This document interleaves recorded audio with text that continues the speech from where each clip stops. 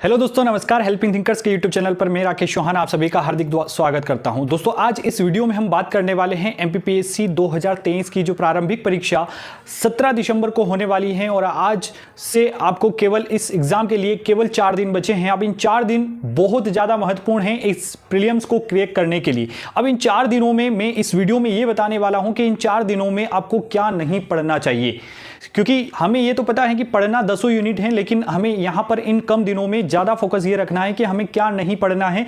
क्योंकि अगर आप ज़्यादा कंटेंट को पढ़ने के चक्कर में रहेंगे तो जो कम पढ़कर जहां से आप बेहतर स्कोर कर सकते हैं वहां पर आप कहीं ना कहीं बहुत बड़ा नुकसान कर बैठेंगे।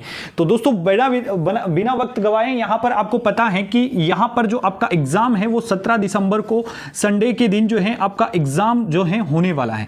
अब यहां पर आप लोगों को पता है कि एमपीपीएससी में टोटल 10 यूनिट्स हैं, 10 यूनिट्स हैं। इन 10 यूनिट में पहली यूनिट में आपका एमपी हिस्ट्री और कल्चर है, सेकंड यूनिट में आपका इंडियन हिस्ट्री है, तीसरी यूनिट में एमपी की ज्योग्राफी है, चौथी में आपकी इंडिया की ज्योग्राफी है, 5 में एमपी की पॉलिटी, 6 में इंडिया की पॉलिटी, 7 में साइंस और इन्वायरमेंट है, यूनिट 8 में आपका स्पोर्ट्स और करेंट अफेयर्स है, यूनिट 9 में आपका कंप्यूटर और रोबोटिक्स वगैरह है और यूनिट 10 में जो है आपका कमीशन है। अब इसमें मैं स्पष्ट बता देता हूं, आपको अभी इंडियन हिस्ट्री नहीं पढ़ना है, इंडियन ज्योग्राफी नहीं पढ़ना है, इंडियन पॉलिटी आपको नहीं पढ़ना है, यूनिट 7 भी आपको नहीं पढ़ना है। यानी 4 यूनिट तो पूरी तरीके से आपको हटा ही देना है। उम्मीद है कि अगर आप इस एग्जाम के लिए प्रिपरेशन कर रहे थे तो ये यूनिट आप पहले ही पढ़ चुके होंगे, तो अब इन यूनिटों में आपको उलझने की आवश्यकता नहीं है। इसके अलावा 6 यूनिट हमारे पास बच जाती हैं, जिसमें से यूनिट 1, यूनिट 3 और यूनिट 5, ये 3 यूनिटें हैं जो हमारे एमपी से रिलेटेड हैं।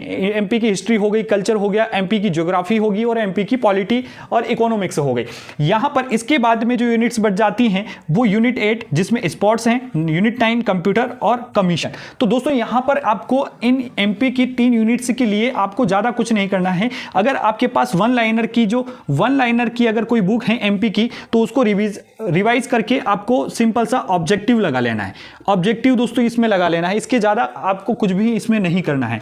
इसके अलावा जो स्पोर्ट्स और करंट अफेयर्स हैं इनको आपको थोड़ा सा पढ़ना है, इसमें थोड़ा सा आपको ध्यान देने की जरूरत है। और ज्यादा जो आपको कवर करना है वो यूनिट 9 और 10 है, इसको बहुत ज्यादा ध्यान रखना है। कमीशन की तारीख भी आपको याद रखनी है कि किस तारीख को वो स्टेब्लिश हुआ था, क्योंकि एमपीपीएससी तारीख से रिलेटेड क्वेश्चन पूछता है। इनके अध्यक्ष वर्तमान में जो चेंज हुए हैं, जैसे अभी मध्य प्रदेश की जो मुख्य सचिव हैं वीरा राणा को बनाया गया है। तो ये इस प्रकार के जो करंट अफेयर से रिलेटेड क्वेश्चन है, स्पोर्ट्स से रिलेटेड क्वेश्चन है, स्पोर्ट्स में अवार्ड से रिलेटेड जो क्वेश्चन है उनको थोड़ा सा देखना है।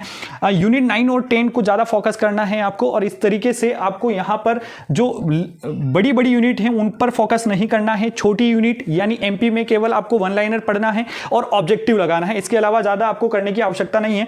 यूनिट 9 और 10 में इनका एक शॉर्ट रिवीजन करके आपको एमसीक्यू पर प्रैक्टिस करना है, क्योंकि 4 दिन में आप इतना ही कर पाएंगे। और 17 दिसंबर को पेपर देते वक्त एक वीडियो और लेकर आऊंगा जिसमें आपको जो सामान्य गलतियां वहां बच्चा कर देता है, पेपर अच्छा करने के बावजूद भी उसका रिजल्ट नहीं आता है, या हमारे गोले भरने में हमसे गलतियां हो जाती हैं, तो किस तरीके से उनसे बचा जा सकता है, इस पर भी एक वीडियो लेकर मैं आऊंगा। उम्मीद करता हूं ये वीडियो आपको हेल्पफुल लगा होगा। और यहां से आप अगर इस तरीके से अगर अपनी रणनीति बनाकर 4 दिनों में रिवाइज करते हैं तो बेहतर तरीके से रिवीजन भी कर पाएंगे आप, और बेहतर तरीके से जो सामान्य गलतियां वहां पर होती हैं वो आपसे नहीं होगी। बहुत बहुत धन्यवाद दोस्तों। जय हिंद, जय भारत।